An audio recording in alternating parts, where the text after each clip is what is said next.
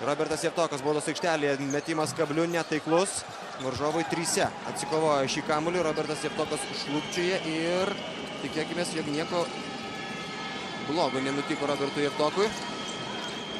Tačiau Paulius Jankūnas iš karto kyla nuo suolo ir turėtų netrukus pakeisti Lietuvos rinktinės kapitoną. Kirko Penį metimas šį kartą netaiklus. Robertas Javtokas negali tęsti rungtynių. Ir vietoj jo aikštelėje pasirodo Paulius Jankūnas. Tai yra problema.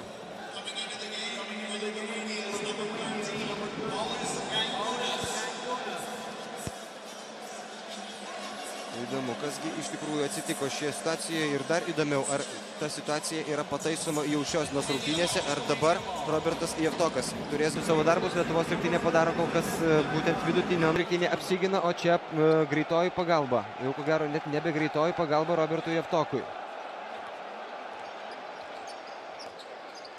Zelandijos komanda, jos įžaidėjas keičiasi, aikštelėje pasirodo Maiklas Fičetas.